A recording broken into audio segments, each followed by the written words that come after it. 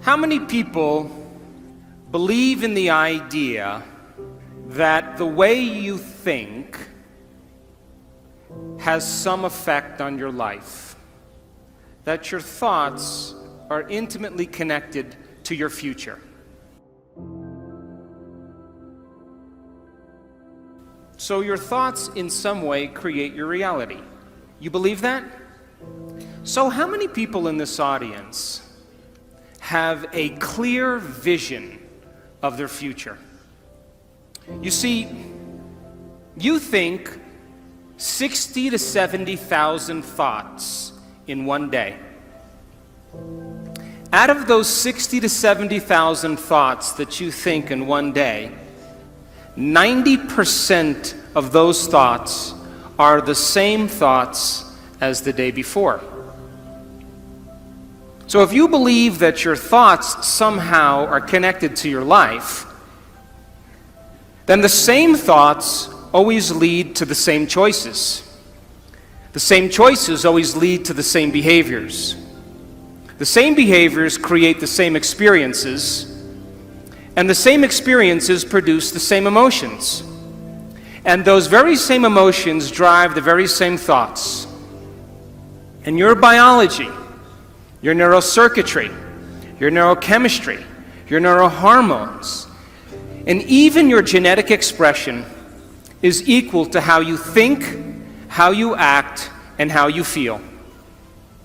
And how you think, how you act, and how you feel is called your personality. And your personality creates your personal reality. That's it. So then, if you wanted to create a new personal reality, a new life, then you would have to start thinking about what you've been thinking about and change it. You would have to become aware of your unconscious thoughts and observe them. You would have to pay attention to your automatic habits and behaviors and modify them. And you would have to look at the emotions you live by every single day that are connected to your past and decide if those emotions belong in your future. You see, most people try to create a new personal reality as the same personality, and it doesn't work. You literally have to become someone else. So your brain is organized to reflect everything you know in your life. Your brain is a record of the past. It's an artifact of all the things you've learned and experienced to this moment.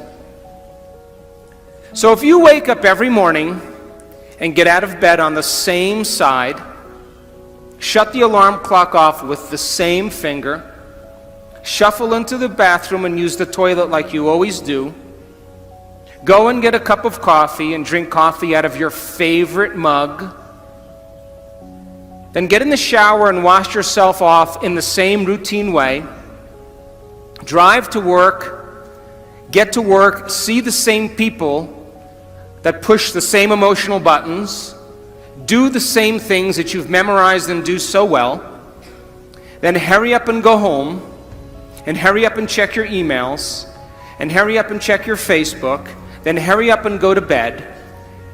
Here's my question.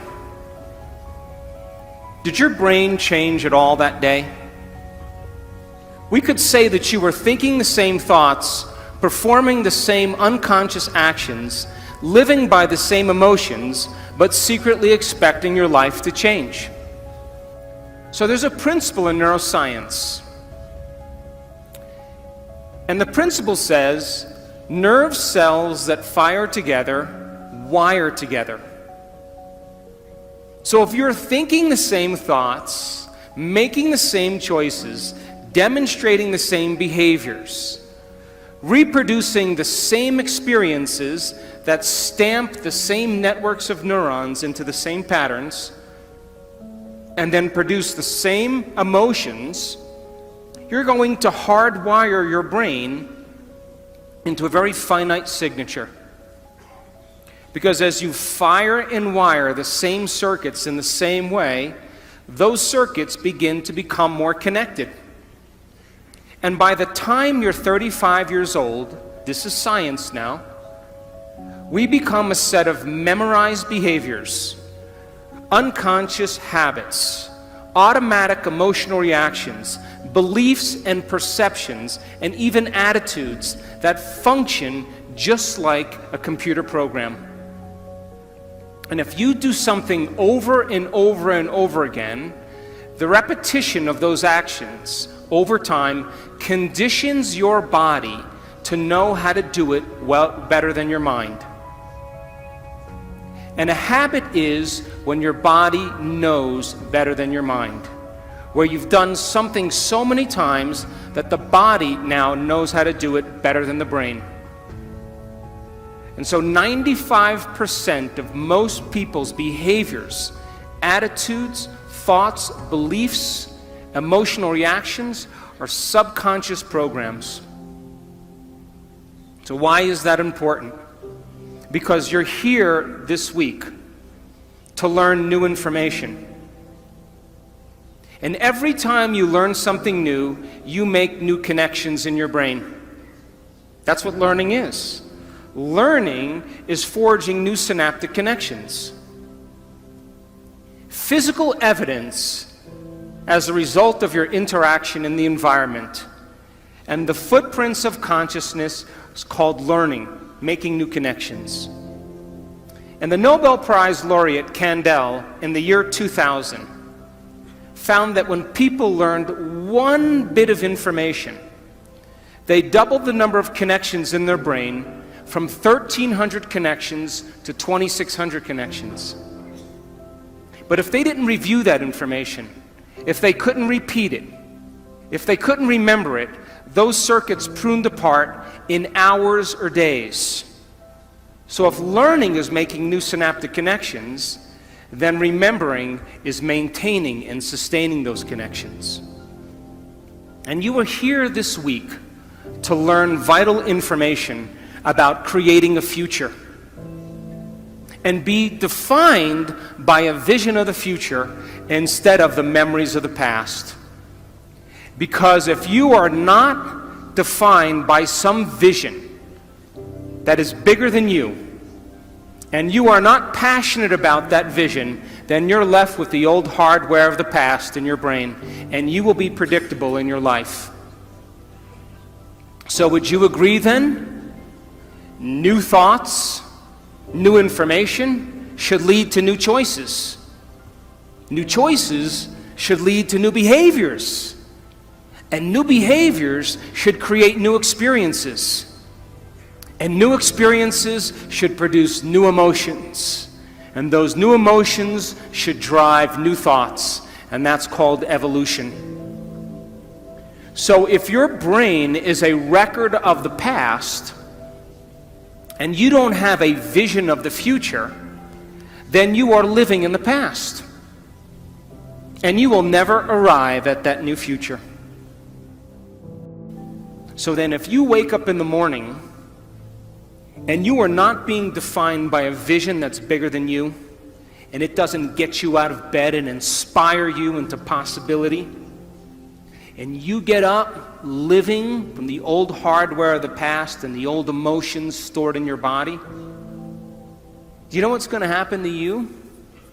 You're going to wake up and you're going to open your eyes and you're going to see the same people and go to the same places and do the exact same thing at the exact same time. And the moment you open your eyes, all of a sudden now, it's your external environment that's controlling how you think and feel. Because you have a neurological network in your brain for every person you know, every place that you go, everything that you own, everything that you do. And the moment you open your eyes and you see the same people and go to the same places and do the exact same thing at the exact same time, it's your external environment that's turning on different circuits in your brain, causing you to think equal to everything that you know. And you told me you believe that your thoughts have something to do with your destiny.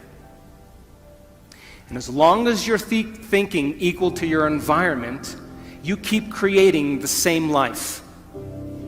To change, To truly change is to think greater than your environment, to think greater than the circumstances in your life, to think greater than the conditions in your world. And every great person in history knew this.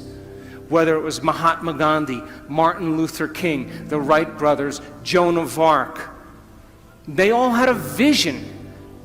Couldn't see it, couldn't smell it, couldn't taste it, couldn't feel it, but it was alive in their mind. It was so alive in their mind that they began to live as if that future reality was happening in the present moment. And so the moment you stop making the same choices that you always make, get ready, because it's going to be uncomfortable. And that's the moment you are heading towards the new self. And we call it stepping into the river of change. But now, remember, 95% of who you are is your body as the mind. You know, you've done something enough times that your body does it better than your brain. So you may actually complain unconsciously because your body does it all the time. And all of a sudden you say, no complaining. No more blaming, no more feeling sorry for myself, no more talking about other people. I'm going to stop.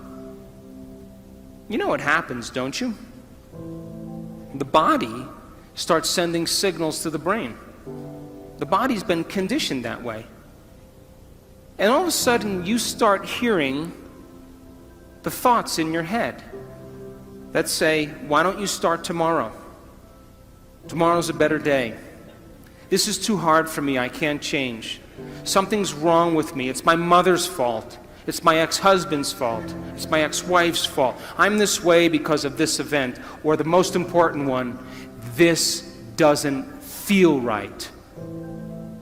And the moment you respond to that thought as if it's true, that thought leads to the same choice, which leads to the same behavior, that creates the same experience, that produces the same emotion, and the person says, this feels right. That feels familiar. Going from the old self to the new self, stepping into that void, stepping into that uncertainty, is the biological, the neurological, the chemical, the hormonal, genetic death of the old self. And people will say to us, well, in that unknown, I can't predict my life or my future. And we always say the same thing to them. The best way to predict your future is to create it, not from the known, but from the unknown. And when you and I get comfortable in the place of the unknown, that's where the magic happens. And it never happens in the known.